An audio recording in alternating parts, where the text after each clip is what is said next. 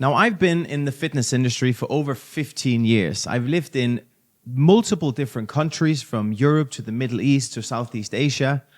I've worked with people from all over the world, and I've competed in functional fitness at a decently high level. And if I could go back 15 years and tell myself 10 tips that would have made everything easier for me, it would be these. And honestly, none of these tips has anything to do with actually working out. Lesson 1, the gym, that's the easy part. In fact, when you get your results, the 1 hour you spend inside the gym is the easiest part of the process of gaining your results or getting your results. The hardest part is the nutrition, it's the lifestyle, it's prioritizing your sleep, etc. The environment that you build in your life that's actually going to make sure that you get your results, that's the hard part. It's so easy to go out and drink alcohol every night and eat junk food and just do what everyone else does. Saying no to those things, that's where the challenge is, but it's also where the results lie. So in the gym, you stimulate the results, but in your lifestyle, in the 23 hours outside the gym, that's when you actually get the results, or that's when you earn them. Lesson number 2, your environment beats your motivation. It even beats your discipline. If you surround yourself with people with high energy, good energy, surrounding the fitness industry, or even just going to the gym, that energy is going to rub off on you as well. So when you get to the gym, you're going to hit the gym with energy and intention. So make sure you surround yourself with people on the same mission as yourself that is equally motivated and that want their results just as much as you do. Lesson number 3, recovery is a part of your training. I used to think that training more was better. Training several times every day, 7 days per week. The more training, the better the results. But what I came to learn is that you cannot grow from what you cannot recover from. In fact, if you want to train hard, you have to make sure you focus just as much on recovering as you do on your training. If you want to train at 100%, you got to recover at 100%. And recovery is everything from mental recovery to physical recovery. You got to make sure that you are having periods of your day where you're not stressed out of your mind, and you got to make sure you sleep enough and that you take your rest days. Remember, you don't grow when you train, you grow when you rest and recover outside your training. Point number 4, or lesson number 4, it's not about killing yourself. I see people leave the gym all the time feeling down that today's workout didn't absolutely destroy them.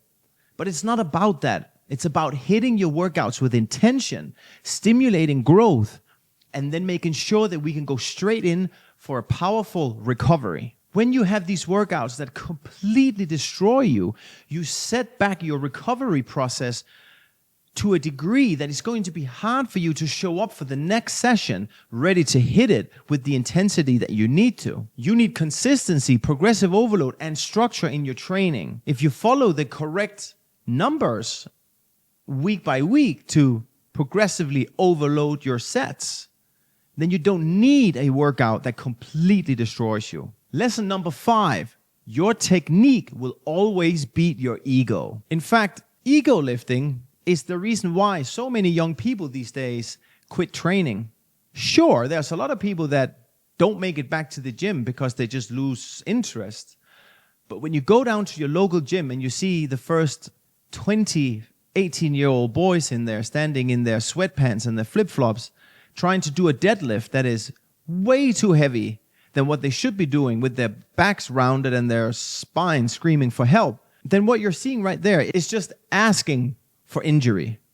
These young people don't understand that you have to build your foundation of technique and discipline in the gym to then grow from.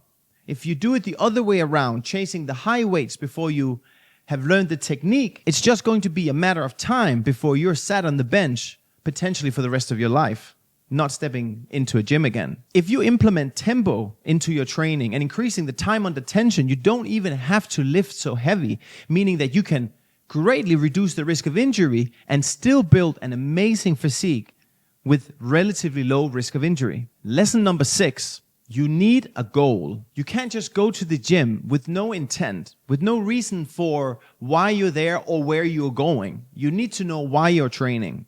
You need to know the weights that you're lifting, the sets that you're lifting, and where you are in a cycle that's going to be followed up by a recovery week, by a deload week. If you just go to the gym just to lift, you're not going to get your results. You're going to lose motivation, and your progress is going to stagnate if there ever was any progress in the first place. So make sure that you know what you're doing when you go to the gym. Make sure you plan out the structure from which you're training. And then a bonus tip is for those people who sign up for some sort of event down the line that's going to give their training that three-dimensional purpose. It's not just about going into the gym right now, but you're also training for something down the line that can be a race, a competition, a whatever it might be, where you are using the fitness that you're building inside the gym. And lesson number 7, nutrition is everything. I used to train all the time. And like I said, I used to think training more is always better. I used to train so much I could eat pizza every single night and I could never see it on my physique.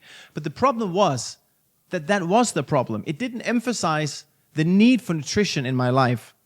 I didn't start seeing amazing results or the physical changes that I was really proud of until I understood that I have to give my body the building blocks through calories, through macros, but also through micronutrients, vitamins and minerals in my diet in order for my body to respond to the training, to recover to the point where I could actually see the results and feel really great about my own physique. Lesson number 8, understanding that fat loss and muscle building are two different phases.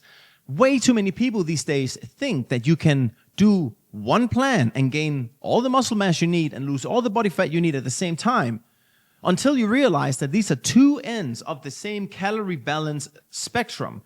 It's physically impossible. Of course, you can go through a period in the beginning when you're just coming from the couch into the gym where you're so unfit that you can only improve on all areas. But you're going to get to a point at one stage where if you want to build muscle mass, you need to be in a surplus. If you want to lose body fat, you need to be in a deficit. And you cannot argue with the physics of thermodynamics. So with this knowledge, the lesson for me was to then learn and understand that I had to create phases for myself in alignment with what I wanted, whether it was to go through a muscle building phase and adding some extra tissue and then followed by, a deficit to then refine and then pull some of that fat tissue down afterwards that I might have gained with the muscle mass. And lesson number 9, consistency beats perfection. In fact, perfection is the killer of all results. When we hold ourselves to the highest of highest standard, it is unrealistic and it breeds failure. And once we get discouraged because we cannot live up to our own high expectations, then the length of our fitness journey becomes shortened because we simply cannot live up to what we set out to achieve. Instead, we have to learn that as long as I do my best every single day, whether that is 60, 70, 80, or 90%, it's not about how good it is right now, but more so about how good it is to be the best I can for years and decades. The people with the best physiques and the best performance in this game are not the ones who got it the fastest. It's the ones who has been chasing it and building it the longest. And lesson number 10, fitness is a lifestyle, not a phase. If you treat your fitness like a short-term fix, your results will be exactly the same. They're not going to be impressive, and whatever you might achieve is going to go away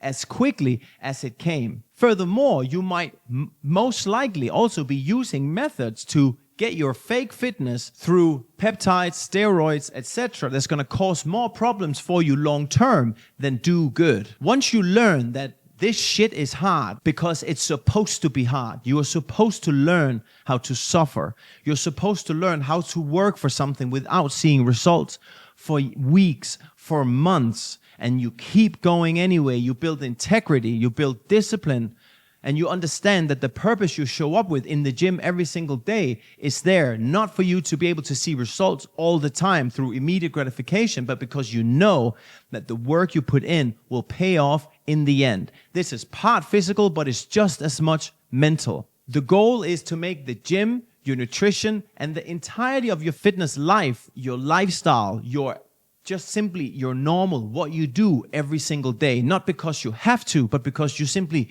don't know any other way. If you can apply just a few of these lessons that I have learned myself over the last 15 years, then you can absolutely change your results right now. And most importantly, you're going to have the right mindset. So not only can you achieve great things, you can also maintain the results that you then achieve.